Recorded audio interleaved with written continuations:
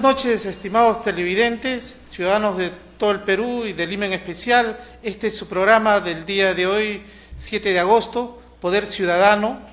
Hoy día tiene, se puede decir, un programa especial. Vamos a hacer un debate sobre algo que nosotros hemos estado manifestándonos en el programa pasado.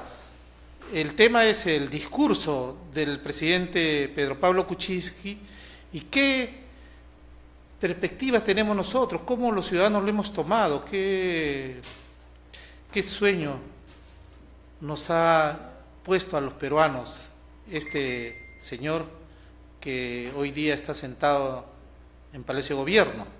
Por ello nosotros damos la bienvenida, están 3 de nuestros invitados esta noche. También vamos a inaugurar a nuestro programa con nuestro viceconductor Walter Pérez, a quien deseo para que salude al público de Poder Ciudadano. Sí, buenas noches, estimados oyentes. El problema principal en esta reconstrucción empieza por el norte. Muchas personas han manifestado sus quejas que el gobierno les es indiferente hasta el momento. Tienen casas prefabricadas sin los servicios higiénicos, las pistas de comunicación destruidas totalmente. Entonces, me parece que un problema principal es la reconstrucción y la buena inversión con el dinero del Estado peruano. Muy bien, Walter. Entonces, pasamos con nuestros invitados. En primer lugar, está con nosotros, ¿no?, un gran amigo, a quien le tengo un respeto y un cariño especial, Miguel Echandía. Él está con nosotros, él fue constituyente en 1978, ha sido dirigente de los puertos, de la empresa de Napo, ha sido funcionario y fue en su época un gran líder sindical. También está con nosotros el doctor Enrique Cueva.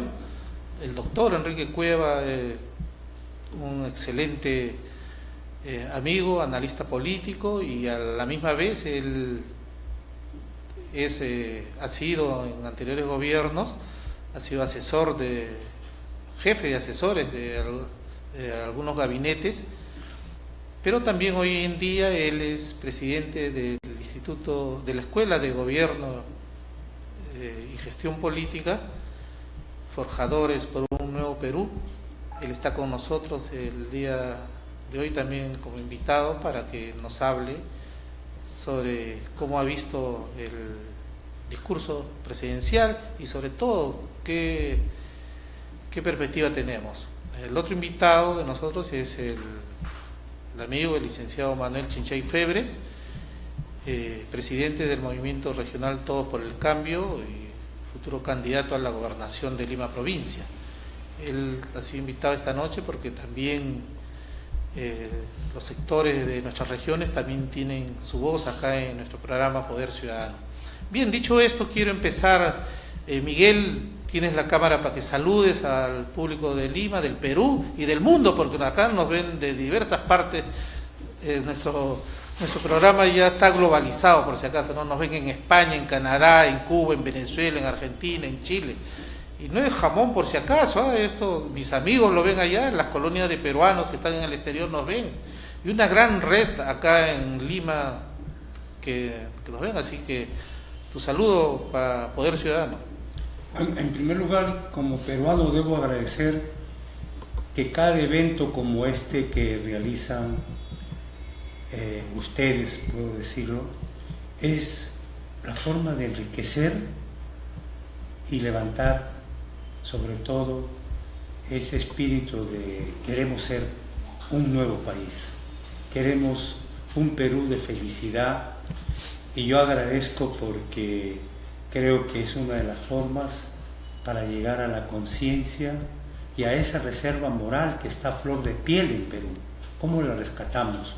¿Cómo la asumimos para conducirla para que estos 33 millones de peruanos ténganos la alegría, la felicidad de disfrutar de lo que somos. Y creo que una de ellas es este método de salir al público a través de los medios, a través de las organizaciones políticas serias, de los movimientos sociales. Y yo como peruano, con la edad que tengo, la verdad que lo felicito porque es lo que desea el país. Gracias por invitarme esta noche y aquí la alegría de compartir con mucha gente que en lugar de decir algo creo que voy a aprender mucho. Gracias, Miguel. Enrique, saludos para nuestro público de Poder Ciudadano. Sí, muy buenas noches. Bueno, en primer lugar, también, al igual que Miguel, agradecer la invitación de la Casa del Ciudadano a poder hacer el abordaje, el análisis y la interpretación de lo que ha sido el segundo mensaje presidencial, que dicho sea de paso, parece que hubiese sido el primer mensaje presidencial, del cual vamos a conversar en un momento. Creo que el país está sumergido en una enorme crisis moral, aparte de las otras crisis de las que también vamos a referenciar. Sin embargo, la principal crisis es la crisis ética, la falta de aspectos de virtuosidad en el ejercicio del comportamiento del gobierno en sus diferentes niveles. Creo que la clase política es una clase política decadente. Creo que urge la necesidad de renovar la clase política que ha fracasado en las diferentes experiencias de gobierno y los resultados los conocemos. Creo que es importante dar la oportunidad a la posibilidad de nuevas organizaciones políticas que puedan conducir el destino del país. Y este es un importante espacio que nos permita seguir educando. La política requiere ciencia, requiere docencia, requiere decencia, y esto es un aspecto central, un espacio importante para poder desarrollar los temas que como hoy nos convocan. Muchas gracias. Gracias, Enrique. Manuel Chinchay Febres, presidente del Movimiento Regional Todos por el Cambio, bienvenido. Muy bien, muchas gracias, José, por la invitación. Gracias por tenerme en cuenta con este panel tan prestigioso que nos va a acompañar a dar nuestras opiniones modestas de lo que es el mensaje presidencial del 28 de julio. Y yo, como candidato del Movimiento Regional Todos por el Cambio para Lima Provincias, me preocupa parte de ella, en la que voy a opinar realmente sobre la descentralización y otros aspectos, pues, que es de interés público, ¿no? Muchas gracias por la invitación. Entonces, hecha la presentación con nuestro público de lleno, entonces vamos a fijar un método para poder para manejar los tiempos, ¿no? En las preguntas que tanto le vaya a hacer yo como conductor o Walter Pérez como viceconductor del programa, ustedes tienen 5 minutos para explayarse. Vamos a hacer 4 bloques, ¿no? 4 bloques, o sea, tenemos 2 horas hasta las 9. Entonces vamos, si no necesariamente en el primer bloque expongan todo, sino parte de su análisis, ¿no? Porque van a tener una segunda oportunidad, una tercera, una cuarta y hasta una quinta final. La quinta final sí es una participación libre, pero yo les voy a hacer una pregunta provocadora, algo así, para generar polémica, ¿ya? Porque yo soy, como conductor, soy muy provocador. Bien, entonces... Nos avisas el tiempo cuando... Ya sí, yo les voy avisando que cuando más o menos ya tengan 4 minutos para que en el minuto final ya hagan su remate, ¿ya? Okay. Bien, entonces, el 28 de julio, Pedro Pablo Kuczynski, como dice muy bien el doctor Enrique Cueva, dio su segundo discurso, no fue el primero, ¿no? Porque el primero lo dio cuando asumió la presidencia, y el segundo lo dio al año de cumplir, como es de ley o norma. Miguel, tú como hombre que ha vivido muchos años en el país, ¿no? Has salido también, yo sé que has estado fuera del país, pero tú siempre has sido un chalaco y un peruano, entonces tú tienes que decirnos mucho. Además, tú participaste en la Asamblea Constituyente del año 78, y hoy en día casi creo que el 80% del país pide una nueva constitución. ¿Qué nos puedes decir de ese famoso discurso del señor presidente Pedro Pablo Kuczynski? Bueno, en primer lugar, debo de informarles a todos que por esas cosas que la vida nos da, el destino, la suerte, no sé cómo le llamamos, pero por algo suceden las cosas, digo yo. Yo trabajé 28 años en la compañía Pone Vapores como marino mercante, del ramo profesional, como dirigente y después como director de la compañía peruana de vapores. Se nos presentó la oportunidad que el gobierno del 80 nombrara como director, en representación del presidente de la República, el arquitecto Belaunde, a don Pedro Pablo. Fue director a la CPB. Y ahí lo conocí, y él llegó y nos dijo que él quería ayudar a desarrollar lo que era la Marina Mercante Nacional en el Perú. La primera mentira que escuché yo de una persona que después ahora llega a ser el presidente del Perú. Porque yo le preguntamos, el capitán Medardo Azañedo, el capitán es el primer ingeniero Eberto Dávila, y el que le habla, le preguntamos qué propuestas él tenía en lo que es la Marina Mercante Nacional. Porque nosotros pertenecíamos a las 5 conferencias del mundo. En esos momentos teníamos un volumen de carga de 1.500.000 toneladas, tanto de importación como de exportación. Y él nos planteó, muy curiosamente, que la compañía peruana de vapores no debe ser una empresa naviera, debía ser una agencia naviera. Ya desde ese momento, la verdad que ya conocimos a este señor que entendía por marina mercante. Segundo, él nos preguntó a todos los 2.850 trabajadores que tenía en ese momento la compañía Pone Vapores, ¿por qué nosotros manejábamos el fondo de pensiones para los cesantes y jubilados del país? Porque le decíamos que era una empresa pública de derecho privado y que el Estado era el 100% dueño. Pero dijo, ese volumen de dinero que manejan debía manejarlo el Tesoro Público. Le dijimos, mire señor director, esto no es producto del Estado, es producto de los trabajadores y el producto de lo que genera la empresa. Y nosotros cubrimos lo que tenemos que cubrir. Esta experiencia la vivimos nosotros los trabajadores de la compañía Pone Vapores. Primer error, él hizo todo el esfuerzo de trasladar los fondos de los trabajadores del CPB al Tesoro Público, que se desaparecieron. Nunca hasta ahorita, hasta hace menos de una semana que le preguntamos de nuevo, no saben responder qué hicieron con ese volumen de dinero de 2.850 trabajadores. Segundo, hoy, que es el presidente del país, nos ha dicho desde el año pasado que él está dispuesto a correrse en el país con toda la fuerza en una revolución social. Y se le preguntó qué entendía él por revolución social. Él entendía por revolución social lo que acaba de decir. Aquí el colega que lo tengo a mi lado, decir, quiero un Estado nuevo. Pero ¿qué ha hecho en este año, amigos peruanos?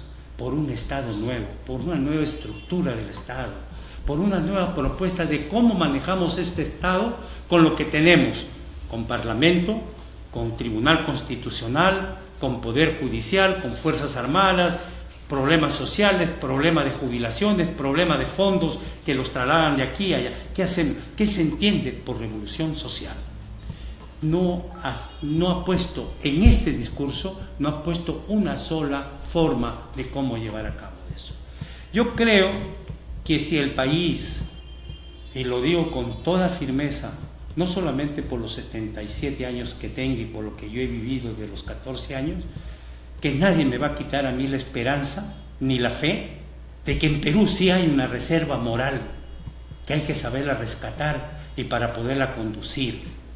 Y no hay que seguir engañando. El Perú no se merece, esos 33 millones de peruanos no se merece lo que nos viene sucediendo desde el año 1980 hasta ahorita. No podemos ser posible que realmente aceptemos mentiras sobre mentiras. El discurso se encierra simple y llanamente, yo lo veo por cualquier lado, en una preocupación, en un interés, qué cosa le puede pasar a él como presidente, que les está pasando a estos presidentes que han caminado por el Palacio de Gobierno y que ya hay no sé cuántos, 3, 4 presos. Morales Bermúdez por ahí escondido, ese señor Fujimori, este señor Humala, el otro que lo quiere. Es decir, yo veo que atrás quieren mantener un sistema, sin error equivocarme, para protegerse. No porque tienen la idea de lo que es patria, lo que es desarrollo, democracia, justicia, ni menos van a entender qué cosa es nación, pueblo, soberanía. No lo entienden. Nos acaba de pasar, para terminar, lo que nos está pasando ahorita en Tacna. Acabamos dando la libertad de venderle dentro de los 50 kilómetros de nuestro territorio a un grupo de gente que no me interesa que sean chilenos, mafiosos, lo que sea, pero ¿cómo podemos permitir los peruanos que tengamos que vender un territorio? ¿Qué entendemos por soberanía? Yo creo que el discurso tiene mucho que esconder. Están manejando la situación incontrolable, como lo que es acusar a los movimientos sociales que se están movilizando en el país, mineros, maestros, enfermeras, médicos, campesinos, y se les va a acusar como hace 60 años que se les acusó también de un cliché y hubo la matanza que hubo. Entonces a mí sí me preocupa la inseguridad de este discurso, y ya no tengo la menor duda de que se está tratando de buscar una protección, porque lo que le acaban de hacer al Tribunal Constitucional de traérselo abajo a través del Congreso es peligrosísimo. Hay que tener en cuenta que yo no estoy a favor, no, lo que me preocupa a mí es la institucionalidad que se ponga en peligro. Y la ley que acaban de presentar con el Consejo Nacional de la Magistratura es peligroso, que hay abogados irresponsables, como sea, pero el problema es la institucionalidad y el peligro es la democracia o lo que representa el país. Gracias. Gracias, Miguel. Le pasamos la posta por el doctor Enrique a ver qué nos dice en estos primeros 5 minutos. Sí, cómo no. A ver, hay una situación muy especial, ¿no? Quiero partir de que nunca antes en la historia del Perú, en este momento hay 2 presidentes presos. El presidente Fujimori, por las atrocidades comprobadas y demostradas. El presidente Humala, que está en una prisión preventiva con su esposa. Nunca antes una primera dama de la nación en toda la historia política republicana del Perú ha estado presa. Entonces Humala, el traidor histórico de los intereses de la urgente transformación en nuestro país, ¿no? Está preso con una serie de cargos que obviamente van a ser desarrollados en el proceso judicial que va a llevar a cabo desde la prisión preventiva. El presidente Toledo, el que por casualidades del destino, ¿no? el entre comillas, el hombre que restauró la democracia en el país en esa lucha frontal contra la dictadura, el que prometió el cambio en el país, está obviamente acusado por corrupción y está perseguido por la justicia con solicitud de prisión preventiva, y espero que el brazo de la justicia lo alcance en algún momento para que, al igual que los otros presidentes, pueda estar preso también. Entonces estamos hablando de 3 presidentes, 2 presidentes investigados, ¿no? Y el presidente también de la dictadura militar acusado por un genocidio internacional en general. Esto caracteriza lo que está sucediendo en el país, o sea, imaginemos, o sea, las principales autoridades, presidente de la República en la actual circunstancia. Eso determina, ratifica una enorme crisis en el país, esa crisis de valores, de falta de principios éticos en el ejercicio de las conducciones de gobierno. En segundo lugar, hubo un gesto en el discurso presidencial, en el reconocimiento a quienes obviamente participaron de manera activa en el proceso, digamos, de enfrentar el fenómeno natural del Niño Costero. Me pareció un gesto importante porque hay que reconocer el esfuerzo de la sociedad civil organizada, de los bomberos en general, para poder, digamos, coadyuvar a lo que debió ser la principal responsabilidad del Estado. Recordemos que este tema de los fenómenos naturales es un tema concurrente históricamente. Esto se sabía que iba a suceder, pero ¿cuáles han sido, digamos, los criterios para poder prevenir este fenómeno. La previsión es parte de la planificación estratégica. Por lo tanto, la primera responsabilidad que tienen los gobernantes es tener un plan estratégico del desarrollo nacional. Y fíjense, el gobierno de Alan García se demoró casi 5 años para poder gestar el plan al bicentenario, el plan estratégico del desarrollo nacional, y lo sacó el último mes cuando finalizó su gobierno. O sea, se demoró 4 años y medio y en el mes de junio, antes de salir, aprobó el plan estratégico del desarrollo nacional. Y el presidente Humala se demoró 5 años en revisarlo, nunca terminó de aprobar. Y aún en el ejercicio de este actual gobierno no se puede exhibir con claridad, por eso hablo de las previsiones para los fenómenos naturales, no se puede exhibir con claridad el diagnóstico desde el punto de vista del ejercicio de gobierno de cuáles son los principales problemas del país y cuáles van a ser las intervenciones de políticas públicas para poder enfrentarlo. ¿Correcto? Entonces, no hay un plan estratégico del desarrollo nacional. Los sectores que deben garantizar el crecimiento y luego el desarrollo nacional para dar solución a los principales problemas del país, los planes sectoriales multianuales que deben articularse al plan estratégico nacional, no pueden articularse porque no está el plan maestro. Y las regiones, los gobiernos subnacionales, a propósito de la presencia del colega, tienen que elaborar sus planes de desarrollo concertado regionales, que se articulan a los sectoriales y al nacional. Pero si no hay el nacional, entonces ¿a qué se va a articular? No hay articulación de políticas públicas, no hay articulación de objetivos estratégicos nacionales con los sectoriales y luego con los subnacionales a nivel de territorio, no hay planes de ordenamiento territorial, no hay planes de demarcación territorial claramente definidos, no hay estudios de macrozonificación en las regiones del país, no hay estudios de zonificación a nivel provincia y a nivel distrito, y entonces, por lo tanto, ¿cómo vas a trabajar el concepto de los ordenamientos, de la ubicación de los terrenos? Donde no debió construirse vivienda, se construyó, y se construyó porque no hay planes de ordenamiento territorial. Entonces, en consecuencia, la responsabilidad de lo que ha significado, digamos, puntualmente la furia de la naturaleza por falta de previsión es de los gobernantes, de los gobiernos nacionales, de las direcciones en los sectores del país y de los gobiernos regionales, distritales y provinciales. O sea, hay incapacidad en la conducción de gobierno. La mejor forma de previsión contra fenómenos es una correcta y adecuada planificación. Y luego decimos que por ese fenómeno del Niño el Perú ha perdido 1%, pero ¿de quién es la responsabilidad? Estrictamente de un concepto de la naturaleza. Es un concepto de incapacidad técnica de los gobernantes para poder, obviamente, prevenir mejor este fenómeno. Yo decía que el gesto de reconocer a ellos, siendo responsabilidad del gobierno, ha sido un gesto, creo, interesante. El segundo gesto ha sido entrego el balance del ejercicio de gobierno, correcto, del primer año que ha sucedido. Hoy eso se llama el accountability, ¿no? El accountability, la rendición de cuentas. Entonces yo pensé que se iba a desarrollar la rendición de cuentas del balance del primer año de gobierno.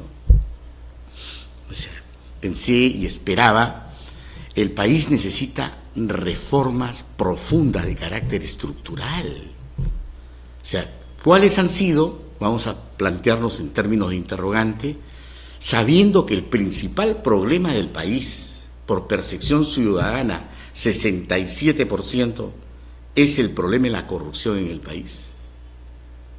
Ratificado por varias encuestas, la pregunta es, ¿cuáles debieron ser en el mensaje presidencial las acciones concretas como política pública, ¿okay?, o como proyectos de ley para poder hacer frente al principal problema del país en la lucha contra la corrupción? Y nos vamos a encontrar definitivamente que a lo largo de todo el discurso, lamentablemente, no se ha dicho absolutamente nada de política pública y de proyectos de ley para enfrentar el tema de la corrupción. Algunos dirían, pero el proyecto de modificación del Consejo Nacional de la Magistratura, eso es un gesto, es insignificante, al contrario, diría yo. Eso lo que pretende es restar la capacidad de la participación de la sociedad civil organizada en las universidades públicas y privadas que tienen representación y en los colegios profesionales que tienen representación para politizar la composición del Consejo Nacional de la Magistratura. Eso no es una medida contra la lucha contra la corrupción, al contrario, va a resultar un boomerang en torno a este tema. Por ahí lo dejo porque vamos a entrar a diferentes temas. Sí, bueno, ya en estos momentos, después que termine nuestro tercer invitado, vamos a hacer lo que hacemos siempre, vamos a pasar a comerciales, ¿ya? Así que, Manuel, tienes pues cámaras para que opines sobre el tema. Bien, muchas gracias, José. El análisis de la pregunta es evaluar el mensaje del presidente de la República. Me gustó el mea culpa, reconocer de que subestimó las necesidades primarias del país. Y segundo, efectivamente se restó el 1% del Producto Bruto Interno, el tema del naranjato y también el niño costero, ¿no? Entonces, reconoció que sus políticas públicas no estaban conduciendo como él esperaba. Yo creo en Fernando Zavala, creo que es un buen tecnócrata y que tiene políticas de desarrollo. Recordemos también que el copamiento del Congreso de la República ha obstaculizado algunas funciones del gobierno, del Ejecutivo, ¿no? Pero también le faltó fondo a sus palabras para la lucha contra la corrupción, ¿no? Marcar distancia de la corrupción, no fue claro al explicar, pero a la vez también dijo de que tenemos que reactivar la economía con el gasto interno para poder reconstruir el país, ¿no? También la reconstrucción del norte no se puede hacer apresuradamente. Tenemos que tener conocimiento de que las obras no podemos hacerlas porque tan solo se necesitan, sino que tenemos que aprender a hacerlas para que puedan ser duraderas en el tiempo. Si nos precipitamos en hacer obras tan solo para subsanar lo dañado, va a volver otro niño costero y se va a llevar otra vez los puentes y las carreteras, porque no tenemos una política de construcción real. Como decía un economista, Juan Mendoza, que el virrey Mendoza había construido hace el 610 el puente que cruza el río Rímac, y el de Castañeda se desploma y no se cae, ¿no? Entonces tenemos como consecuencia que nuestro análisis profundo es que no tenemos una política, una formación en políticas públicas, y no tenemos políticos representativos que realmente se han formado en políticas públicas. Como decía acá mi antecesor, la debilidad de nuestros funcionarios públicos elegidos democráticamente no tienen la capacidad, el conocimiento de la gobernanza en política pública. Recuerden que el núcleo de la sociedad son los municipios, de ahí parte la democracia, porque es el núcleo del vecino. Entonces, cuando el alcalde elegido no conoce ni siquiera la ley orgánica de municipalidades, porque estamos como una república bananera, no tenemos formación política. Entonces este alcalde improvisado gana porque es de izquierda, o porque es de derecha, porque es de centro. Pero conocimiento de la ley orgánica de municipalidades, funciones, competencias de la autoridad edil, en absoluto desconocimiento. ¿Dónde están los partidos? ¿Dónde están los partidos políticos que deben formar? Estamos hablando de la formación de partidos políticos ahora que está en revisión la ley de la OMP. Pero ¿qué estamos haciendo? ¿Hay esa transición, esa formación, paradigma, dogma para continuidad de un partido? No, están haciendo todo al revés. Yo soy candidato a la región Lima provincia. ¿Y qué está haciendo Alianza para el Progreso, que es un partido nacional, entre comillas? Está invitando a independientes que por ahí tengan un arrastre público para que sea su representante ante la región como gobernador. ¿De qué política estamos hablando? El currículo de cada uno de ellos no ha tenido formación en gestión pública. O sea, conocen poco de lo que es la ley orgánica de gobiernos regionales, sus competencias. Ninguno de los presidentes ha tenido un corredor económico. No ha habido para el ciudadano de a pie o el campesino parcelero políticas de agricultura. ¿Por qué? Por el desconocimiento que existe en políticas públicas, en gobernanza, en formación política. Por eso estamos yendo como el cangrejo hacia atrás. Señores, ¿qué hizo el señor Ollanta? ¿Qué hizo? Está preso con su señora esposa, la primera dama, por usurpar funciones. Pero ¿qué hizo con el país? Nosotros tenemos 4 pilares fundamentales que el gobierno se debe centrar, que es la educación, la salud, la seguridad, la agricultura. Pero sin embargo estamos preocupándonos por otros temas. Sin embargo estamos enfocándonos y distrayendo y hay recesión, señores. ¿Cómo es posible que un país que dejó de ser tercermundista vuelva a aparecer lo que, de los niños, la enfermedad esta que tienen, que es incurable, la desnutrición, la anemia?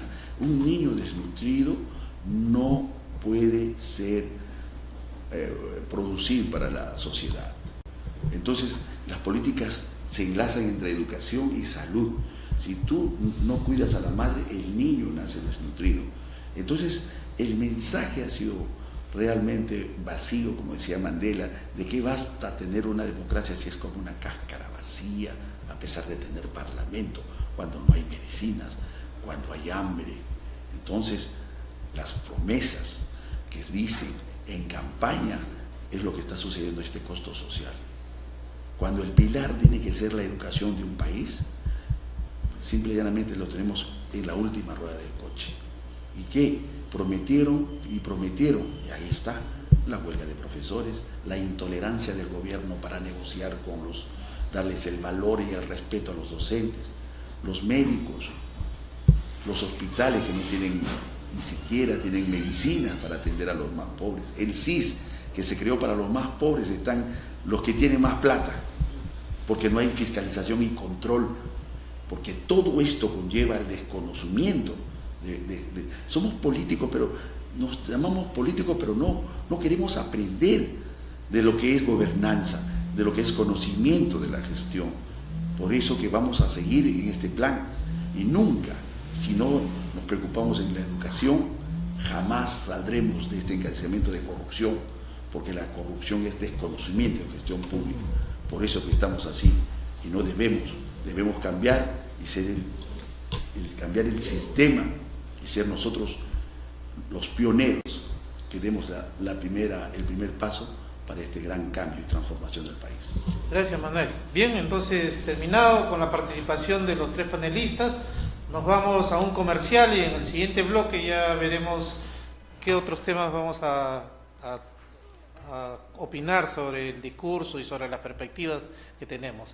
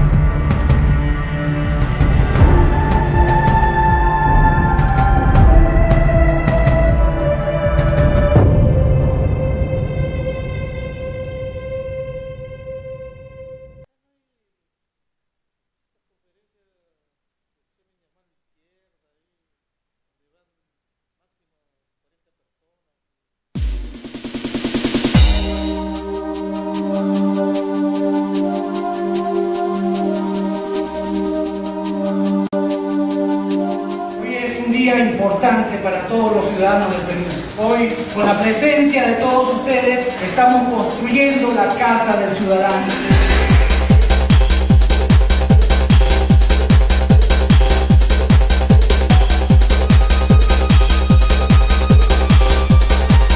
Un lugar donde hombres y mujeres, adultos, jóvenes, podrán expresarse y reclamar sus derechos. Los políticos, que deben ser los más correctos, hoy son los más corruptos, y eso es lo que queremos cambiar.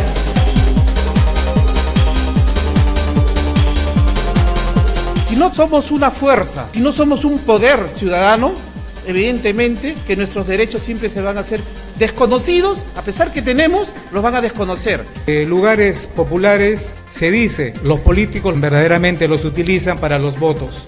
Si tuviesen una buena educación, pensarían diferente.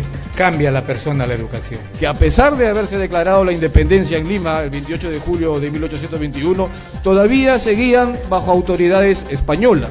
Para poder dar los frutos y acabar con esta corrupción maldita que siempre nos ha hecho daño a este país, que nos han ido denigrando a nivel internacional.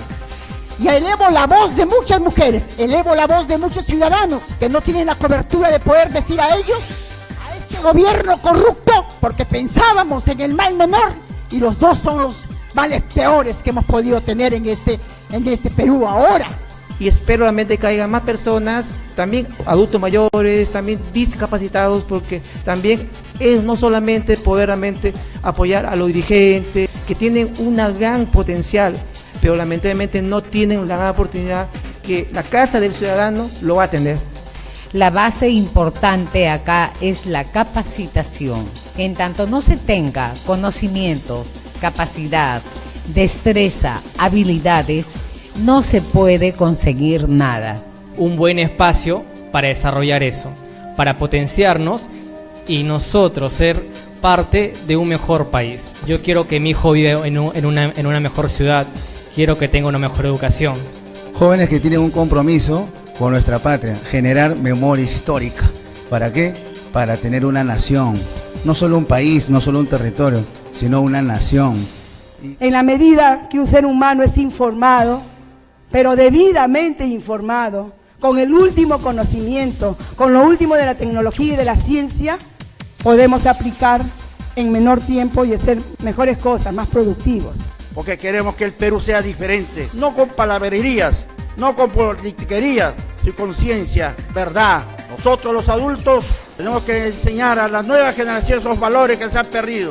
Yo soy un luchador social que trabajo a base de partido y que ya no solamente tengo presión 15, ahora se me ha subido la presión ocular, porque sí vivo y defiendo a todos los padres de familia y madres de familia. Los medios de comunicación estamos para el servicio de los ciudadanos, no somos jueces, no somos fiscales, pero sí la voz o el medio, como su mismo nombre lo dice, para que las autoridades los escuchen.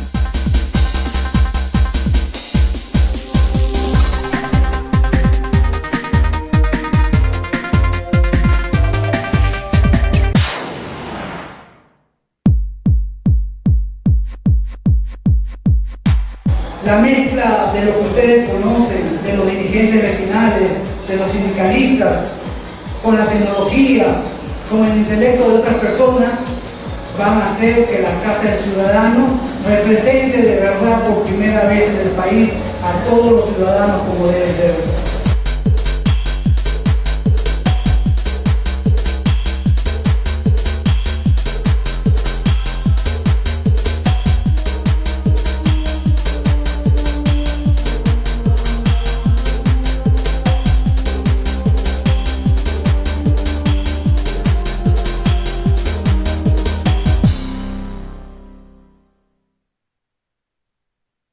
Un saludo a la Casa del Ciudadano por hacer esa noble labor de dar voz a los que no la tienen.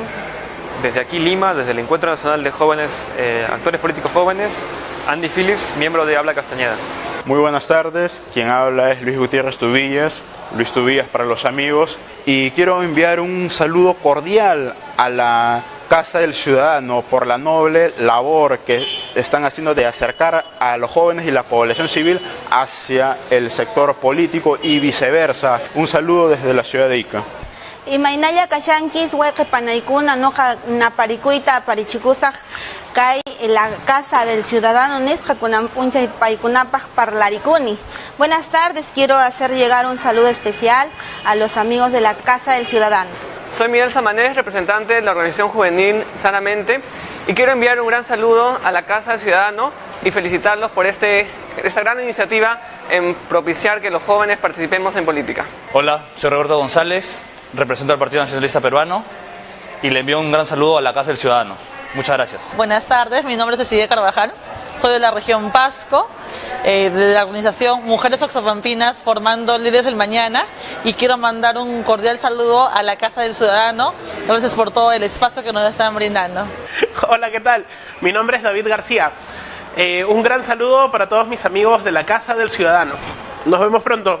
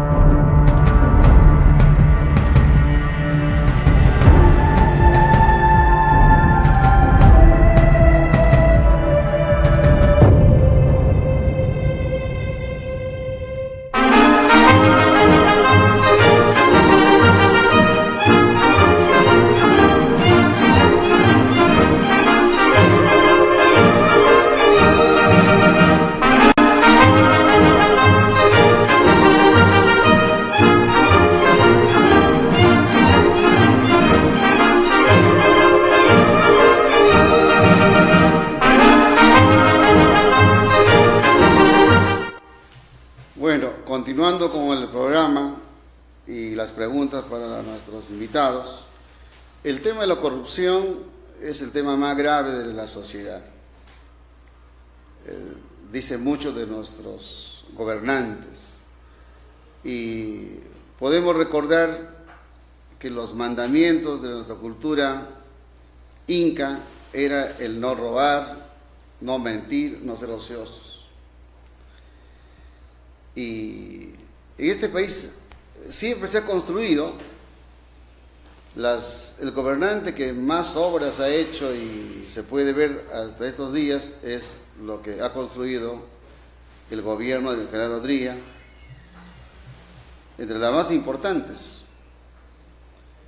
Pero pareciera que en estos tiempos los últimos 4 o 5 presidentes están involucrados pues con la corrupción.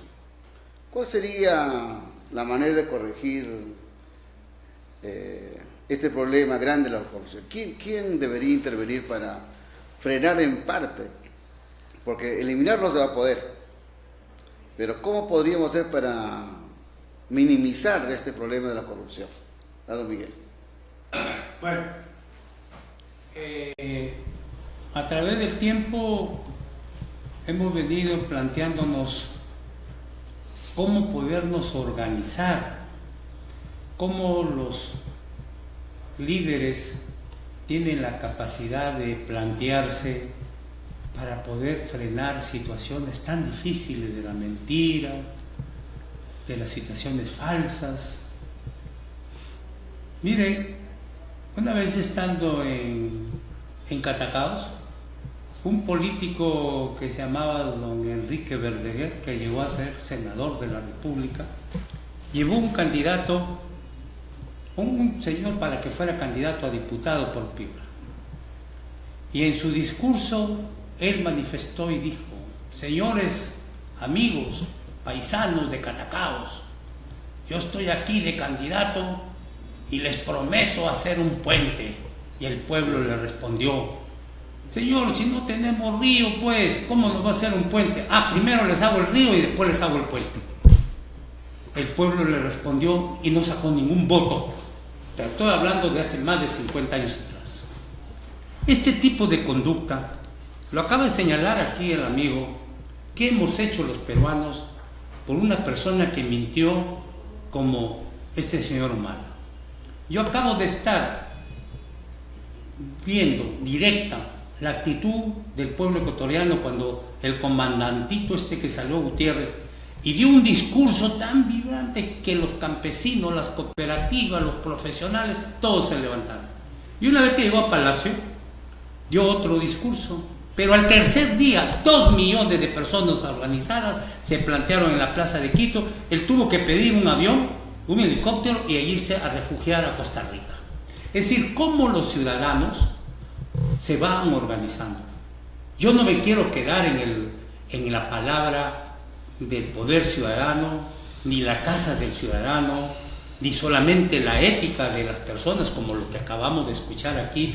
Primero, personas que están preparadas para poder plantear un tema, para que el pueblo, la organización, la sociedad civil aprenda también a tomar sus propias armas. Ya no podemos seguir con más mentiras. Acabamos de salir de elecciones, de estas elecciones, y un grupo de políticos nos ofrecieron, y esos políticos, 3 millones de personas votaron y eligieron 20 congresistas que están ahorita ahí. ¿Qué han hecho? Ya se dividieron en 2 pedazos y ya se están dividiendo en otro pedacito más. Es decir, ¿cómo el pueblo va a seguir permitiendo si no se organiza, si no recibe el mensaje de una verdad? Cuando yo tenía 14 años, mi madre me dijo, mira, ¿ves ese que está allá arriba en esa avioneta, que creo que era avioneta o helicóptero, no sé qué? Ahorita comienzan a repartir, a tirar panetones y van a tirar sacos de arroz. Te quiero ver que vayas a recoger uno de eso y vas a saber que te las patas te las tomo. Es decir, mi madre me transmitió una dignidad de no ser pedigüeño, de tener la capacidad de hacer algo, porque mi madre siempre decía, ser pobre no significa ser cualquier cosa. Entonces, es decir, ¿cómo podemos? La educación, lo acaban de decir, que es un punto principal, la salud, lo acaba de decir. Yo asistí invitado por la señora Mercedes Arauz a un evento en el Hotel Ritz que queda en la avenida Salaverde para hablarnos del tema de salud, y nos dijo así, señores, yo viví en carne propia llevando a mi padre a emergencia y se me murió en la sala de emergencia. Ya tiene un año y medio que nos dio ese mensaje.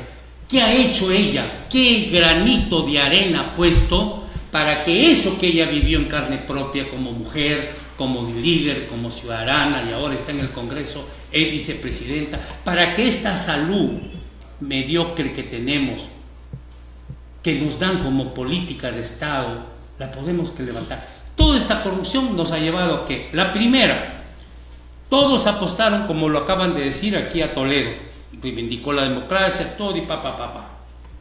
Miren todo lo que ha hecho. Pero ¿cómo el pueblo va aprendiendo? En la segunda elección, mire cuánto llegó, 4 congresistas, después de haber tenido 48, 45. El mismo APRA, ¿qué acaba de tener? 5 congresistas. Es decir, el pueblo tiene que crecer, tiene que levantarse en su conciencia, en su moral, en su ética, en sus valores. Si no aprende eso, y yo agradezco a la Casa, agradezco el mensaje de las 2 personas que me están acompañando esta noche, porque ahí se aprende. La universidad no solamente las 4 paredes que tenemos ahí para tener títulos y colgarlos en la pared, la universidad también es esto, esta conducta, esta actitud, este enfoque de lo que tenemos que levantar para no seguir permitiendo la corrupción. La corrupción, dicen muchos que está a flor de piel en Perú. Yo creo que es la ética y la moral que está encima de eso. Sí existe la corrupción, pero lo que hay que tener cuidado, que le estemos alimentando a la corrupción para que se nos vea como eso. ¿Por qué? El Perú tiene, señores, una riqueza que yo corro el peligro de morir mañana o pasado y no voy a alcanzar lo que significa para el Perú las 200 millas, que tenemos traidores como Diego García Sayán, como Enrique Bernal Ballesteros, que están dando una batalla para que este gobierno, hoy en día, con la señora de la Puente, que la acaban de nombrar embajadora en Inglaterra, presione con la señora Bachelet para que firmemos la Conmemar. ¿Qué dice la clase política? ¿Qué dicen los puertos? ¿Qué significa las 200 millas para nosotros los peruanos? Acaba de cumplir 70 años el decreto que dio Bustamante Rivero y Diego García Sayán, que fue ministro de Relaciones Exteriores de esa época, no del que es ahora. Entonces, es decir, la conciencia tenemos que elevarla. La conciencia tenemos que afirmarla, compañeros, amigos. No podemos seguir sufriendo lo que estamos sufriendo. Los peruanos no nos merecemos ese trato por esta gente corrupta. O realmente las arrinconamos, las desaparecemos, o las confrontamos con el valor que tenemos de mucho tiempo, sin ningún miedo, ni de derecha, ni de izquierda, ni del centro, porque todo está en ese manejo de cómo manejar este sistema para seguir disfrutando lo que piensan cobrar 30.000 o 60.000 al mes, y son mediocres, pues son peseteros, son puras lentejas que reciben. Ya es tiempo que personas, instituciones, como en este caso, el Poder Ciudadano, en este caso de estas dos personas que están junto conmigo, que le agradezco a la vida, al destino, a la suerte, a Dios, no sé a quién voy a agradecer, de tener que saber que aquí yo estoy feliz de ver que hay personas, que les llevo como 20 años yo a ellos, que todavía están dispuestos a jugarse por este país, por esta nación que se llama Perú. O la amamos o la odiamos. Y eso va a ser nuestro debate para liquidar a esta gente corrupta, sin tener miedo, sin tener ni la pizca de ningún temor, porque esa es la única arma para acabar con la corrupción. Muy bien, continuamos su turno. Sí, excelente, gracias hermano Miguel, muchas gracias, porque has invocado a Dios, ¿no? O sea, Dios es el que nos ha permitido encontrarnos el día de hoy. Mira, la corrupción en el país se ha institucionalizado. Hay una cultura permanente de la corrupción. Y lo curioso, lo anecdótico, es que recién hemos abierto los ojos, la sociedad ha abierto los ojos espantada de este monstruo de la corrupción, ¿no? De este monstruo grande que pisa fuerte y que tiene enormes tentáculos en los poderes del Estado, ¿no? Pero ¿gracias a quién? La pregunta es, ¿gracias a quién? Ha tenido que haber una reacción en Estados Unidos, en la justicia de los Estados Unidos, en la justicia brasileña y obviamente en la justicia sueca, para que por efecto, vamos a decir, de interrelación, de rebote, podamos recién, después de lo acontecido en el contexto internacional, poder descubrir la inmensidad de la corrupción en el país, ¿no? Es decir, hemos estado con los ojos vendados por décadas de la vida política nacional, ¿no? Porque estos señores de Brasil, o sea, Odebrecht y las empresas OAS, etcétera, todo ese grupo de empresas corruptas del Brasil, no han estado en el país recién en el gobierno del presidente Humala, del presidente Toledo. Ellos vienen desde el segundo gobierno militar de Morales Bermúdez, los 11 años de la dictadura militar de Fujimori y los gobiernos republicanos, entre comillas, porque hay un tema de cuestionamiento de qué vale esa democracia republicana, si los problemas aún continúan en el país. Fíjense, el promedio de lo que la corrupción se ha llevado en el Perú es 10% del presupuesto general de la República. Y si no hay medidas concretas de lucha frontal y efectivas acciones contra la corrupción, en este año, que el presupuesto es 138.000 millones de soles, estos señores se van a llevar 13.800 millones de soles. Si lo multiplicas por 20 años, estamos hablando de ingentes cantidades de dinero que a lo largo de todos estos años se ha llevado la corrupción. ¿En desmedro de qué? En desmedro de niños malnutridos, mal alimentados, con una anemia alarmante en el país, en desmedro de poder exhibir en el país que 1/3 del país aún se mantiene en pobreza y pobreza extrema, en desmedro de una atención digna en salud y en educación, y en desmedro de la clase trabajadora en un salario digno y mejores condiciones de trabajo. ¿Y qué ha hecho la clase política para enfrentar este enorme problema? No ha hecho absolutamente nada. Mire, revisemos después de este escándalo de corrupción internacional. Entra el gobierno actual del señor Kuczynski y como un gesto, ¿no?, de lucha contra la corrupción, designa una comisión de integridad ¿no?, reconociendo la existencia de que hay un gravísimo problema de corrupción en el país. Esta comisión dictamina en el mes de noviembre 100 recomendaciones. Yo solamente me voy a referir a 3. Imagínense hablar de las 100. Solamente me voy a referir de las 3, que creo que son importantes. Ninguna de las 100, ninguna de las 3, ninguna de las 100 se han llevado a cabo. Es el factor concluyente y determinante. Fíjense, la primera fue referida a crear una Procuraduría Pública del Estado autónoma, capaz de defender los intereses del Estado en una lucha directa contra la corrupción. ¿Y qué se ha hecho? Pregunto, para poder realmente cumplir aquella recomendación de la Comisión de Integridad.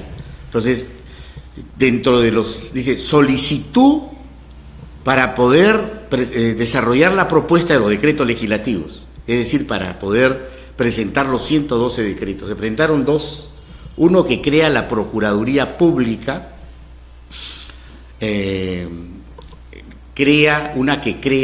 ¿no?, el organismo técnico especializado, Procuraduría Pública de la Nación, Procuraduría Pública, ¿no? ¿Ok? Y designa a la señora Príncipe, luego desfenestrada por el gobierno de Ollanta y actualmente también por el gobierno del presidente Kuczynski. Y invita a 2 directores y conforman el consejo directivo transitorio y se crea mediante este decreto legislativo la Procuraduría Pública como un organismo técnicamente especializado, entre comillas, con autonomía. Pero una de las disposiciones transitorias y finales establecía que para que tenga vigencia el decreto legislativo se requería reglamentarlo. Han pasado más de 320 días de aquel decreto legislativo y hasta el momento no ha habido reglamentación en torno a esa postura de crear una defensa jurídica del Estado, y muy por el contrario, lo que se ha hecho es sacar a la procuradora y a las procuradoras ad hoc en la lucha contra la corrupción. O sea, entonces la primera recomendación.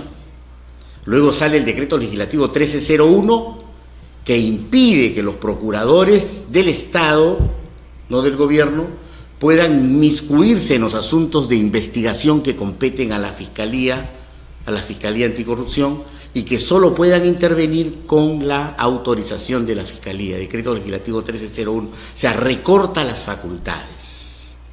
Finalmente, no hay Procuraduría como organismo técnico especializado. La cabeza del sistema no es la procuradora Príncipe o quien la reemplace, sino es la ministra de Justicia. Es decir, ¿de qué autonomía del Poder Ejecutivo hablamos? Cuando la Procuraduría, por recomendación de la Comisión de Integridad para la lucha contra la corrupción, debe ser un organismo constitucionalmente autónomo vía reforma constitucional, cuya designación desligue de los poderes ejecutivos y obviamente tenga la plena autonomía económica, financiera, administrativa para ejercer firmemente la defensa del Estado sin injerencia política alguna. ¿Cuándo tendremos la Procuraduría Pública por mandato de reforma constitucional para que se enfrente al problema de la corrupción?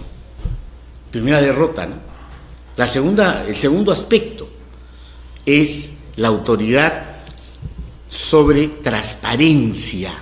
Fíjense ustedes, o sea, la necesidad que la ciudadanía pueda solicitar en todos los niveles de gobierno todo lo que ha significado los programas de compra, los planes de contratación de servicios y compra de bienes, el resumen y la ejecución del presupuesto en los temas de obras a nivel nacional, regional, distrital, la necesidad de transparentar todo lo que significa el ejercicio de gasto en los diferentes niveles de gobierno y transparentar también lo que significa, digamos, el ejercicio de cada una de las autoridades públicas en esos niveles. ¿Qué es lo que se ha hecho? Que se recomendó tener un organismo especializado, o la experiencia de otros países en Latinoamérica y Europa, tener un organismo que garantice el concepto de transparencia de la información como organismo constitucional. ¿Qué es lo que se ha hecho en la propuesta se ha hecho una propuesta del Ejecutivo de crear en la estructura orgánica del Ministerio de Justicia un área, es decir, un órgano en la estructura organizacional que pueda ser la autoridad nacional de la transparencia en el país. Es decir, un órgano dependiente del Ministerio de Justicia, cuando mínimamente debió ser un organismo público especializado y de manera ideal un organismo constitucionalmente autónomo. Si no hay transparencia, no hay lucha contra la corrupción. Necesitamos saber cuál es el perfil de los proveedores, cuál es su ranking en términos de legalidad, en términos de conflictos legales que contratan con el Estado. Si no hay transparencia, no hay lucha contra la corrupción. Y el tercer punto, para referir solo los 3 de los 100 recomendados, es reformular el comportamiento de la Contraloría General de la República. ¿Qué ha hecho la Contraloría General de la República a lo largo de todos estos años, donde la mafia internacional, a través de los contratos como proveedores del Estado, se han llevado el dinero a diestra y siniestra? ¿Qué ha hecho la Contraloría? ¿Ha tenido una actitud realmente de cautelar la aplicación de los recursos del Estado en las obras públicas? La respuesta es que no. Y entonces fíjese qué se recomendaba. Se recomendaba que todos los auditores, comenzando de los jefes de los organismos de control institucional, de las OSI, que están en los gobiernos regionales, en las municipalidades provinciales y distritales, y todos los profesionales que hacen auditoría, se recomendaba que todos los que conforman, profesionales y técnicos, las oficinas de control en las diferentes instancias del Estado, puedan depender administrativamente del órgano rector Contraloría General de la República. Es decir, sus remuneraciones puedan ser pagadas no por el pliego, sino por la Contraloría, para romper esa dependencia, porque ¿quiénes son los que trabajan ahí? Personas por honorarios profesionales, con contratos de 1 mes y 3 meses, contratos administrativos de servicio o contratos por designación de confianza. ¿Usted cree que eso garantiza plena y absolutamente el ejercicio autónomo de un auditor para poder revisar los procesos de contrataciones en el Estado? O sea, esos auditores se mueren de miedo, porque si pudieran detectar la corrupción y demandarla y denunciarla, de seguro que estaría en cuestión la continuidad de su ejercicio de trabajo. Y por lo tanto, se recomendó que la dependencia administrativa, de manera integral, el presupuesto de esos pliegos pasen a la Contraloría y que los procesos de contrato y renovación se den estrictamente a nivel de la Contraloría y no de los pliegos.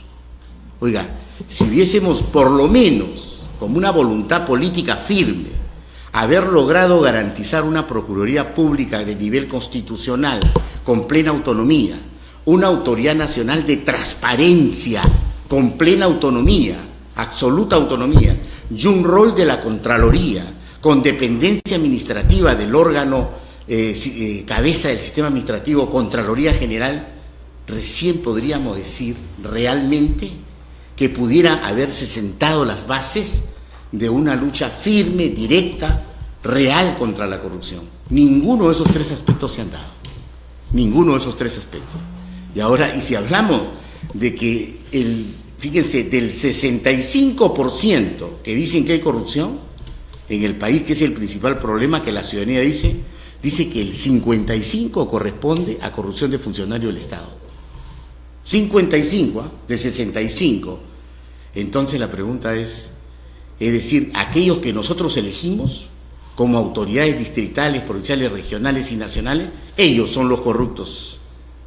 Y entonces se urge la necesidad de una reforma política y electoral, frontal, directa. Acá nos han gobernado, nos han gobernado delincuentes, traficantes, ¿ok?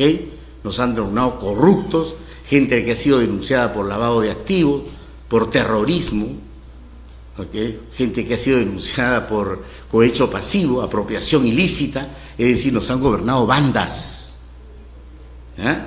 Y el país no tiene la voluntad política. ¿Qué se ha hecho en un año en el Poder Legislativo a propuesta del Ejecutivo y obviamente del sistema electoral sobre reforma política electoral. Sobre reforma política, cero. Sobre reforma electoral, cero. En un año solamente hemos recomendado el cronograma electoral. 3 cositas que la podemos precisar, que no es ni el 0.5% de la urgente necesidad de reforma electoral que existe en el país. Si tú no haces reforma política y electoral, nos seguirán gobernando, en su mayoría, por cierto, no todos, ladrones, jefes de bandas y gente que llega a enriquecerse y no a servir a nuestro pueblo como tiene que hacerlo. Es decir, tiene que llegar gente proba, técnicamente preparada, pero centralmente gente con la catadura moral de integridad, que es la que debe garantizar la lucha directa contra la corrupción. Muy bien. Antes de pasar a nuestro tercer invitado, para nuestros televidentes, el tema de la corrupción no es un fenómeno nuevo en nuestro país. Como recordarán los ciudadanos, cuando se quiere comprar un patrullero, hay corrupción. Para una ambulancia, hay corrupción. Se compra pintura, corrupción. Papel higiénico. Institucionalizado. La verdad que es bien grave el problema. Gravísimo. Lo que pasa que parece que la sociedad actual se ha acostumbrado a vivir en corrupción y eso es grave. Entonces tenemos acá a nuestro tercer invitado que nos dice respecto de la corrupción. ¿Cómo se puede minimizar? Porque eliminar no creo, pero hacerlo más difícil para el corrupto. Así es. Primero, fortaleciendo la institucionalidad. El país tiene 3 poderes del Estado que tienen que ser y que son independientes. Pero ¿de quién es la función de fiscalizar a la corrupción? Ministerio Público, Poder Judicial. Le damos competencias al Estado que no puede ser juez y parte, porque sus procuradores tienen que trabajar de acuerdo a la línea del Ministerio de Justicia, de la ministra de Justicia, que es parte del Ejecutivo. Pero la labor, quien ha metido preso al señor presidente y quien ha dictado también prisión, que no viene de Estados Unidos, este señor Toledo, es el Ministerio Público. Fortalecer el Poder Judicial, señores. Pero por demanda de la Procuraduría. Fortalecer. Yo le digo a usted, la Comisión de Fiscalización del Congreso de la República es una perla más de la burocracia. Señor, tenemos más de 5.000 leyes, ninguna se cumple, porque somos una burocracia que no tiene representatividad. Tenemos señores congresistas que no tienen ni siquiera conocimiento del reglamento de funciones congresales. Entonces la incapacidad, el desconocimiento es la que nos ha llevado a esta corrupción, porque no sabemos definir competencias. ¿Acaso la Comisión de Fiscalización del Congreso de la República mete preso a alguien? Los procuradores defienden al Estado, los intereses del Estado, pero no condenan a nadie. Quienes condenan son la labor de estos buenos fiscales que están trabajando el caso de corrupción. Entonces, para poder luchar contra la corrupción, tenemos que tener un guardián celoso que se fije y que fiscalice y que meta preso a los corruptos, y eso es el Poder Judicial. Entonces separemos las competencias, por eso que nos disparamos a los pies, fortalecemos lo que no es. Debemos fortalecer el Poder Judicial, que también obviamente tiene fallas, pero quienes ponen justicia en el país son ellos. Entonces la Fiscalía con una labor. ¿Quién ha metido preso a Lula, que lo está condenando a todos esos leptócratas que son delincuentes que han propagado, porque ellos eran los lobistas de esta empresa Odebrecht, no solamente en el Perú, sino en toda Sudamérica, porque se dieron cuenta que somos repúblicas bananeras, tenemos presidente porque simplemente sonríe o baila, tenemos digamos congresistas como los que nos están representando, que no conocen su función, llegan y se olvidan, se sientan y comienzan a hacer proyectos de ley y que no se preocupan del verdadero conocimiento, porque las políticas son verticales, no son horizontales. Por eso el señor decía, el diputado, el candidato a diputado decía, voy a hacerles un puente, no tenemos río, pues crearé un río. Entonces cuando no hay una política horizontal no conocemos la necesidad del país. O sea, nos vamos a los pueblos y decimos, ¿qué te falta a ti, hermano campesino? Entonces, no nos preparamos, engañamos, mentimos porque no hay fiscalización. No tenemos un poder judicial que meta preso. ¿Usted cree que no hacen lobby los congresistas para las grandes empresas? Telefónica, ¿cuántos millones y millones debe a la SUNAT y no le cobran? ¿Ah? La ley de casinos cuando sacaron en la ley en el gobierno de Humala.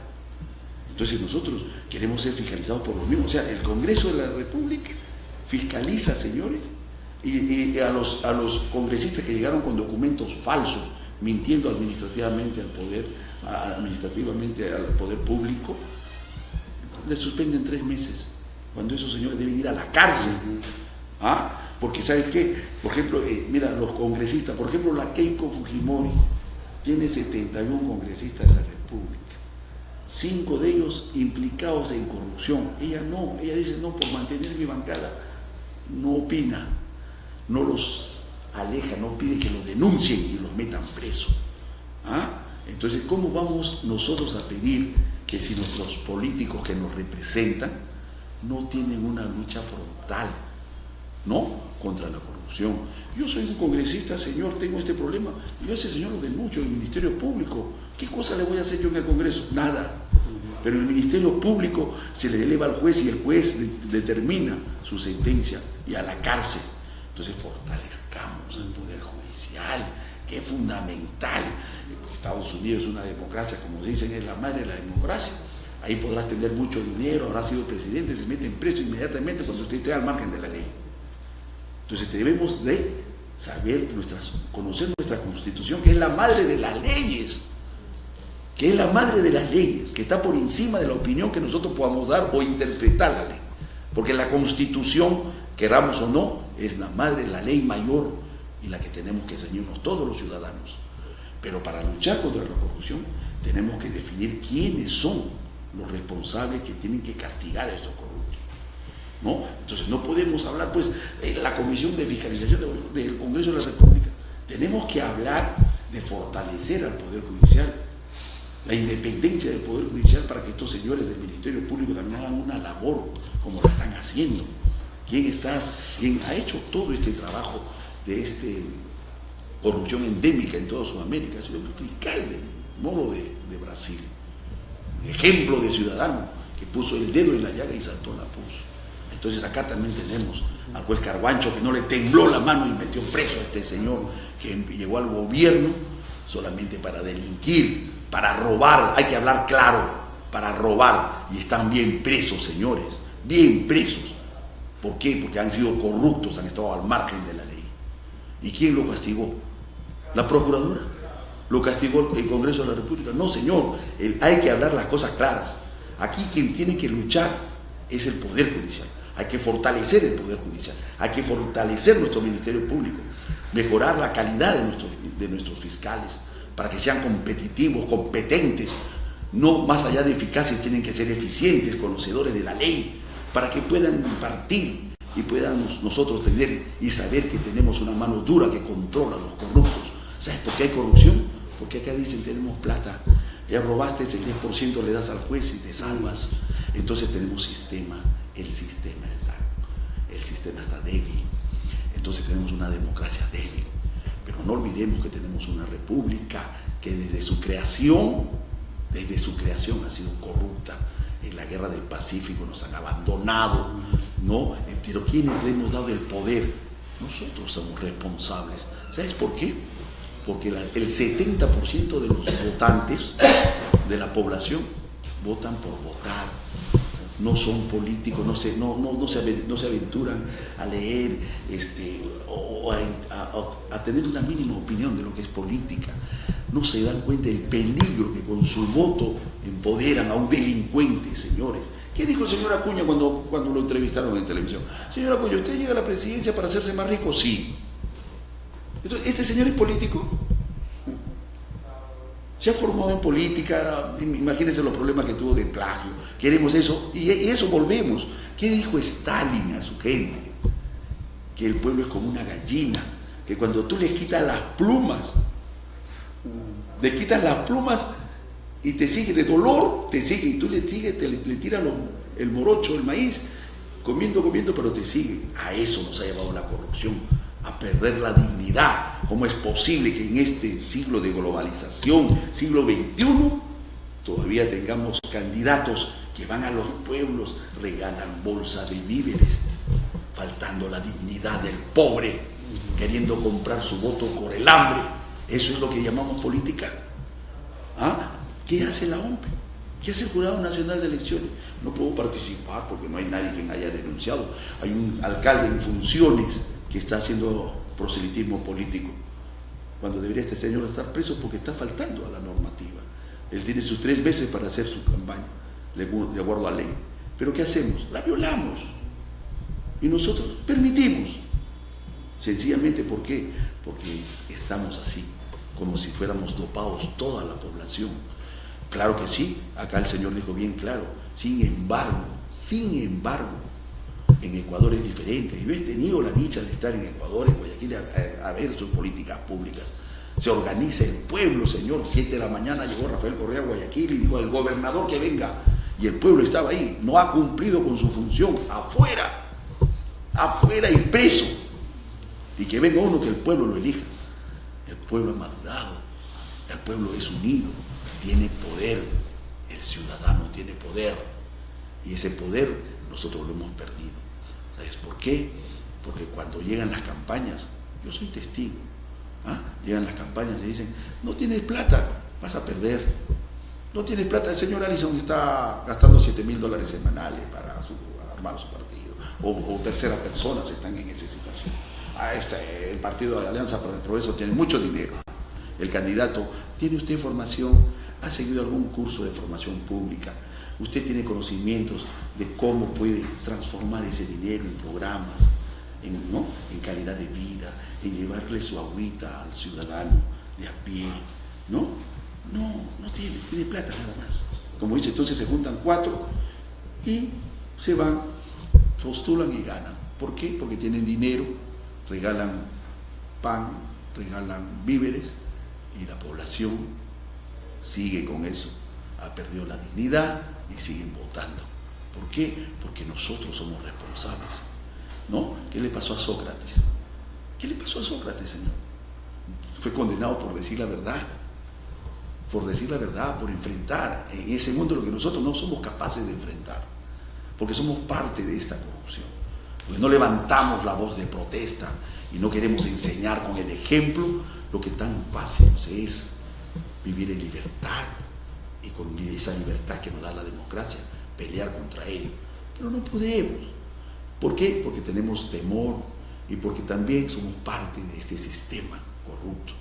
Pero nosotros, gracias a Dios, desde esta esquina con movimiento regional, formado para gobernar, formado en políticas públicas, en conocimiento de gobernanza, hemos viajado a otros países para traer todos sus conocimientos, para transformarlos, adecuarlos a nuestras necesidades y llevar ese desarrollo que nuestros pueblos requieren, y para con ese conocimiento luchar contra la corrupción. Porque, señores, el conocimiento nos aleja, la sabiduría nos aleja de la corrupción. Entonces, fortalezcamos la educación, por Dios, que es el pilar de desarrollo. Los tigres de Asia, hace 50 años, conjuntamente con nosotros, eran países tercermundistas y tenían inclusive mucho más porcentaje de pobreza que nosotros. Pero ¿qué hicieron ellos? Se preocuparon en la educación y ahora son potencia. Se ordenaron en el sistema de justicia. Por eso ahora son potencia. Mientras que nosotros, ¿qué? Nosotros seguimos, votamos por el mal y todavía tenemos que elegir entre el más malo o el peor, o el cáncer o el SIDA. Y todavía tenemos copado el Congreso de congresistas que vienen de un partido que se creó corruptamente. Es el hijo de una corrupción, y ahora se están preparando para querer gobernar los gobiernos regionales y locales, los municipios, y el pueblo lo permite. ¿Por qué entonces cree usted que tienen la mayoría en el Congreso de la República? Si estamos luchando, si hemos aprendido, ¿en qué hemos aprendido? No hemos aprendido nada. ¿Por qué? Porque este nacimiento de este partido, que es de la corrupción más grande que existió, está en el Congreso de la República como mayoría, controlando al endeble gobierno del señor PPK. Entonces el señor no tiene actitud para gobernar, porque para gobernar hay que tener actitud y poder luchar con lo que te da la Constitución, para poder decir si este Congreso entorpece, tiene la facultad constitucional de poder cerrarlo y poder declarar una nueva elecciones para un nuevo Congreso de la República, pero no ante el temor. ¿Por qué? Porque ya vienen los puentes, entre comillas, y seguimos así gobernando. Por eso que nuestro país está así. Pero gracias a Dios, este movimiento se ha formado para luchar. Vamos a llevar dignamente esa bandera que Charuco, mi asesor José Guarochirán, Julio César Tello, aquel que luchó contra los prejuicios de su época, nos dé la posta para poder demostrar que todavía hay gente que se ha formado, que conoce las competencias de cada poder, para poder justamente allanarnos a eso y poder llevar ese grito de libertad con pan en la mano y un libro bajo el brazo. Don Manuel, para terminar, o sea que hay reserva moral y hay esperanza. Por supuesto. No podemos decir que se acabó. No podemos decir que se acabó. Acá hay hombres. Nosotros que estamos aquí tenemos la experiencia, el conocimiento y la vehemencia para poder llevar, y la juventud, para poder llevar este cambio, esta transformación que nos va a costar. Sí. A mí me decían, ¿para qué vas a luchar si va a ser lo mismo?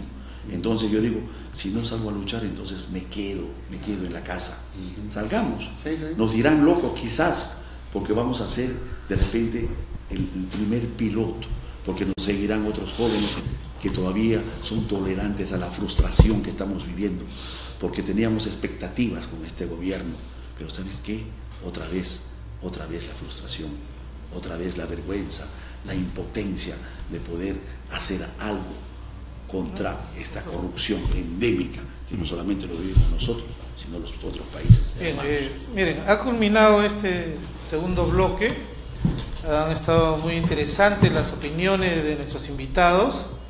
Yo puedo colegir de que, si bien es cierto, el Perú no está podrido, no hay que separar la paja del grano, ¿no? Si bien es cierto, un problema histórico de nuestro país ha sido el tema de la corrupción, el tema de la ineficiencia, el tema del elitismo en política, ¿no? Este Estado es un Estado casi, podríamos decir, heredero, o es parte de la herencia colonial que hemos tenido, ¿no? Recuerden que este Estado no lo construyeron los de abajo, lo construyeron las élites que vinieron del extranjero a independizarnos, con los criollos, o sea, con la gente del poder, construyeron este Estado, esta república, ¿no? Y sus pichones son pues los delincuentes que han gobernado y que se han llenado los bolsillos. Por eso es que hoy en día, como muy bien dijo el doctor Enrique Cueva, se ha decrecido, ¿no? En educación somos el último país, ¿no? Las pruebas PISA, que es un convenio de casi más o menos son, creo, 60 países que hay a nivel de Asia, África y América. En el último lugar hemos ocupado en esa prueba PISA, pero sin embargo tenemos premios de jóvenes estudiantes que han ganado concursos, ¿no? En China, en Alemania hace poco, jóvenes de educación secundaria que han ido con sus creaciones y todo. Acá yo siempre he dicho, se puede decir, hay que hacer una fuerte inversión en el cerebro de nuestros niños, ¿no? Para tener una buena educación. Yo lo que observo, haciendo un balance, se puede decir, de la situación de crisis que vivimos, ¿no? Una crisis orgánica, ¿no? Si hoy en día el Perú está casi paralizado, o sea, aquel que no se da cuenta, me parece que comete un gran error. Miren ustedes, todos los maestros, casi todo, hoy día ha entrado el Callao a la huelga. Entonces acá la corrupta mafia que controla el SUTE nacional, dirigido por un partido llamado de izquierda, por desgracia digo, porque yo creo que la izquierda es otra cosa más allá de un grupete que se autodenomina Partido comunista del Perú, Patria Roja. Ahí están los resultados, ¿no? Arrinconados por las propias bases. Me parece que esta es una lección histórica para todos los politicastros y politiqueros, ¿no?, que se encamisetan en un color político. El pueblo, cuando reacciona pues con mucha sabiduría.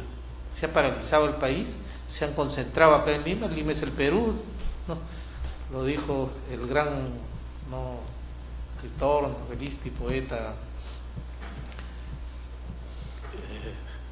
que fue como el conde de Lemus, le decían, ¿no? Abraham Valdelomar, ¿no? Entonces el Perú es Lima.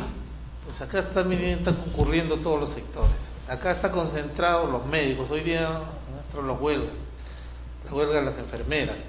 El seguro en estos momentos están también acordando. Entonces este país, el pueblo se ha levantado frente a los engaños que ha hecho la clase política, ¿no? Como muy bien yo recuerdo en el mitin de Chiclayo, Pedro Pablo Kuczynski prometió una revolución social en nuestro país. Se nos estafó a todos, porque revolución social implica educación para el pobre, salud para el pobre, derechos para el pueblo, trabajo. Pero ¿qué ha sucedido? Miren, 360 millones de nuestros impuestos van a ir a enriquecer a los empresarios chilenos de 5 empresas que nos están vendiendo casas que son supuestamente de cartón prensado, ¿no?, provisionales. Y se ha hecho viral en las redes. Una casa de madera, más o menos bien hecha, cuesta aproximadamente 2.600 soles. Una casa de cartón prensado de los chilenos cuesta 15.000 soles. O sea, acá ha habido, pues, evidentemente, un gran negociado. Y ese negociado lo han hecho la gente del Ministerio de Vivienda, a través del viceministerio, a través de los organismos que han mandado a hacer esto. Pues acá se está trabajando para los chilenos. Las AFP controlan la economía del país. El PPK ha dicho algo que me dio risa en su discurso, no sé si ustedes lo tomaron en cuenta. Nos ha dicho de que él cree de que en este último semestre, porque ha subido el cobre, ¿no?, vamos a tener un mayor ingreso. Pero ¿qué resulta? De que este gobierno también ha presentado toda una serie de leyes que los hace pagar menos impuestos a las transnacionales y de la minería. Eso entonces, yo digo, el precio del cobre, al igual que el precio del petróleo, de cualquier producto internacional que el Perú exporta, son precios de commodities. Entonces llega un momento en que así como sube un poco en el mercado, también baja. O sea, eso no nos va a dar, se puede decir, un aliento político, económico en la economía del país. Más aún si la inversión propia pública, en lugar de haberse aumentado, ha decrecido. Por eso es que los hospitales no tienen ningún servicio que dar, no tienen medicina. O sea, estamos pasando una época, en verdad, que uno dice todo tiempo pasado fue mejor. En el pasado fue evidentemente mucho mejor. Miren, yo les voy a dar a cada uno unos 3 minutos para que puedan ustedes ya despedirse y también, o sea, de antemano, a continuar, los invito, ¿no?, el próximo lunes a continuar este debate, ¿no?, porque este debate no se acaba ahora, han quedado muchos puntos, ¿no? Hay temas que a mí me impresiona lo que ha dicho Miguel respecto a cómo se ha sacado un decreto y todavía desde el Ministerio de la Producción, ¿no? Eso es lo más chistoso, ¿no? Un señor que sabe mucho de vinos, pero de soberanía nacional, de terreno, de urbanismo, no sabe nada. Y ese es este sector el que ha sacado este decreto 330, creo que es, si mal no recuerdo, en la cual se posibilita que dentro de los 50 kilómetros de frontera puedan comprar los chilenos. Y los chilenos están comprando por una sencilla razón, miren ustedes. Y eso ya está en su... Ellos tienen, así como nosotros tuvimos el libro blanco, ¿no? Después de la dictadura de Fujimori se hizo un libro blanco. Ellos tienen un libro donde ellos han planificado de que a Bolivia le darían una salida, no por Arica, sino por Tacna. Por eso ellos quieren comprar terreno en Tacna y decirle, miren, ya pasa por acá, señores de Bolivia. Por eso es que yo les voy a responder desde acá, como dijo el general Velasco Alvarado, ¿no? El general Velasco Alvarado, el día que ellos entreguen un terreno de nosotros vamos a tomar las armas. No hay otra, hay guerra. Y para eso debemos de mentalizar a los nuevos jóvenes, para defender el país. Porque no se trata de que un mall ha comprado unas hectáreas para hacer un gran comercio, no. Hay otra cosa. Hay detrás de esto, de este negociado de lotes para hacer malls ahí en Tacna, hay la otra parte. La otra parte es que los chilenos están interesados en comprar, o sea, una serie de hectáreas en toda la frontera peruana, para ellos por ahí darle el corredor a Bolivia, por si acaso. De eso debemos estar preparados, y eso muy bien lo dice y lo ha denunciado el general Wilson Barrantes, a quien yo lo invité, pero me imagino que no habrá podido venir, pero el próximo lunes vamos a tratar este tema. Entonces les doy 3 minutos para que se despidan de nuestro público, porque ya va a llegar a la hora que culmina. Así que no se pasen, por favor, ¿ya? Miguel. Bueno, yo no sé si ustedes se acuerdan, porque ustedes están muy chiquillos en esa época. Gracias, muy jovencitos. Pero yo sí quiero decirles que hubo un grupo de personas peruanos que por primera vez en el año 1963, 64, 65, ¿de qué se hablaba? De toda una gente estudiosa, y decía, vale la pena en el Perú hacer el Instituto Nacional de Planificación, en subrayado. Recogió lo mejor de lo que tenían en la sociedad peruana, de todo, para ofrecerle al país planear, estudiar, para poder hacerlo políticas permanentes y no demagógicas. Pero por ahí se le ocurrió un señor, que es presidente de la República ahora, eso es una terminología socialista, y comenzaron a darle al Instituto Nacional de Planificación, que reunía lo peor que la sociedad consideraba: comunistas, humanistas, cristianos, que tenían voluntad, y eso se borró, se liquidó. No sé si era lo mejor que tenían, pero no.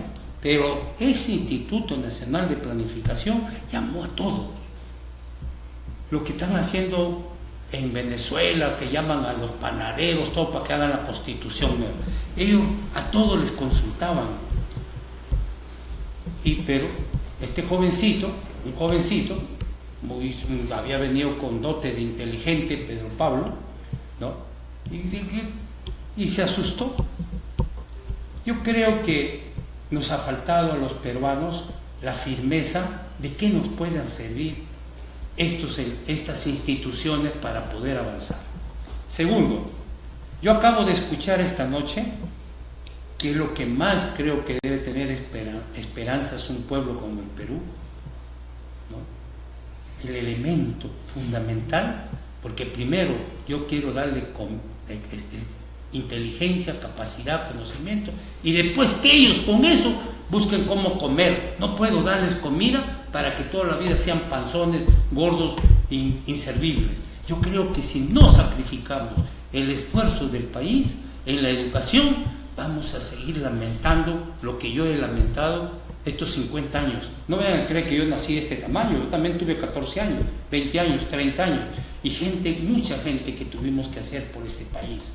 Tercero, amigos del Perú, cuando salen los líderes, los van a confundir para acusarlos de cualquier cosa. ¿Por qué? Porque nos hemos acostumbrado a tener caciques en todos los lugares. Hace 50 años, Edmundo Murugarra Florián dijo bien claramente: ojalá que esta vanguardia sea la bandera de la lucha. Y en menos de 10 años ya tenían los 50 vanguardias, cada uno quería tener su parcelita y su chacrita. Acción Popular se dividió en 3. El velasquismo se ha dividido en 11 grupos de velasquistas. La izquierda, ¿qué es lo que...? Es decir, no tomamos esa conciencia porque no nos preparamos.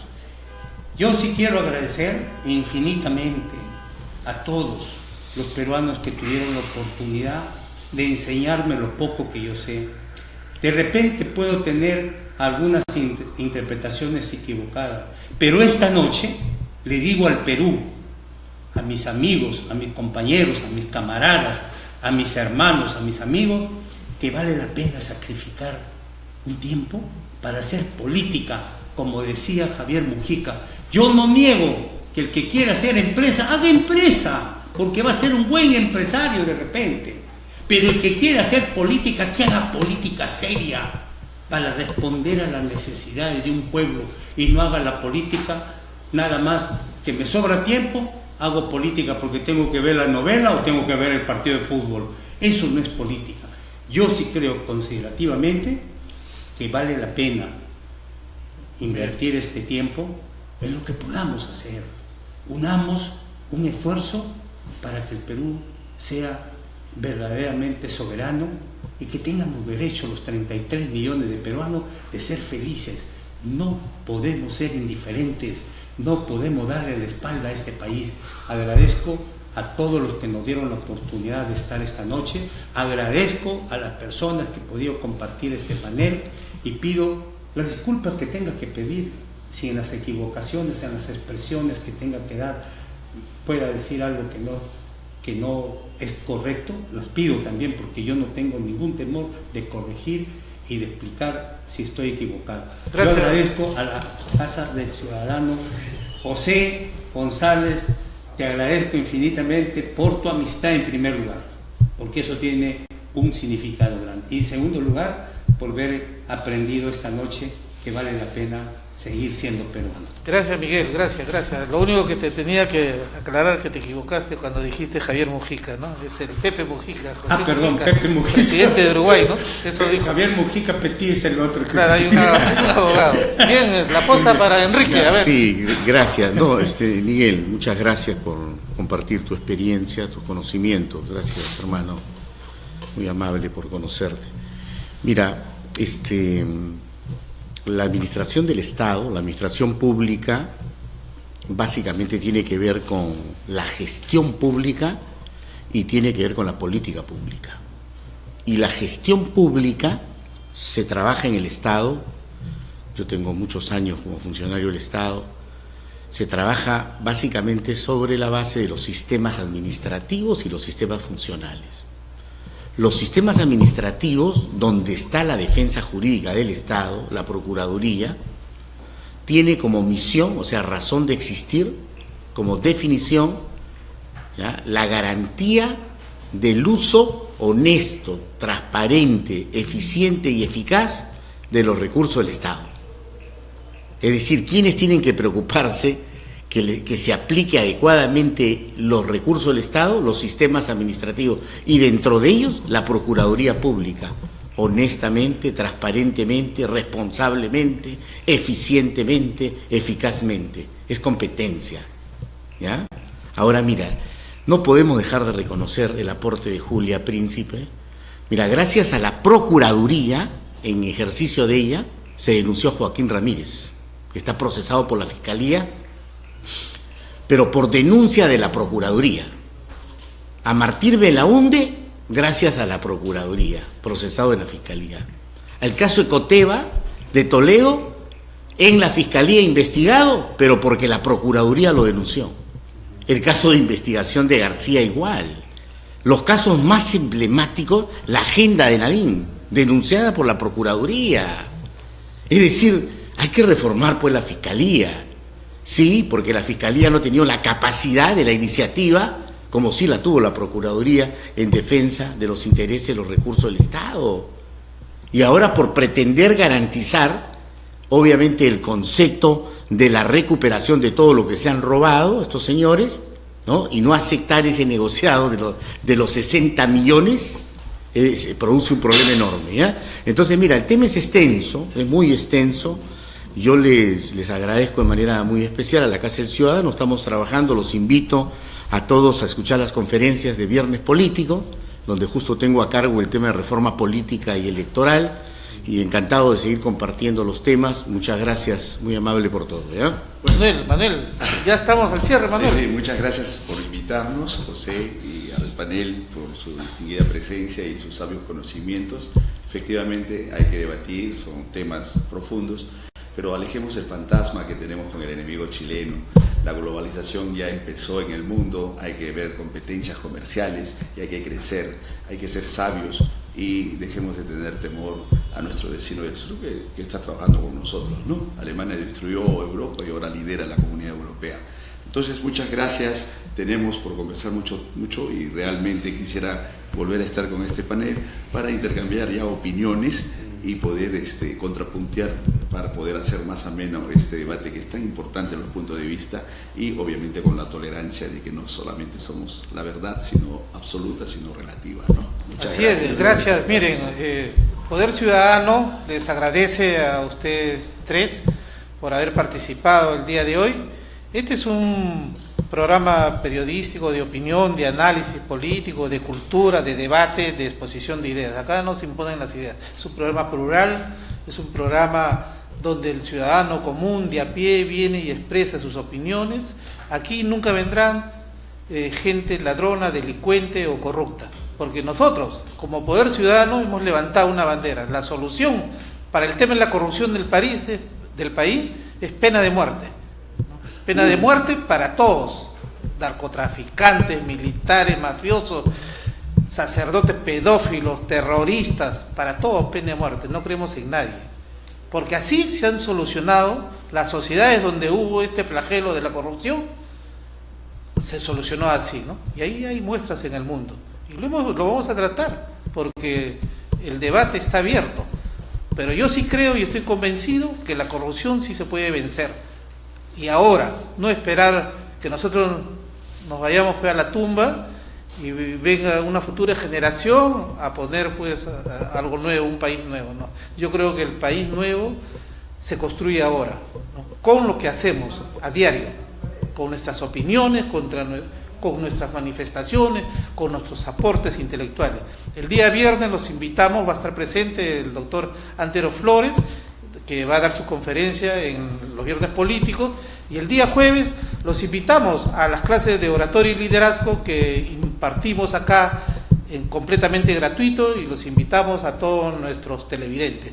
Buenas noches, Poder Ciudadano los saluda y les agradece su participación de todos los que opinaron en la red. Gracias, mis estimados amigos.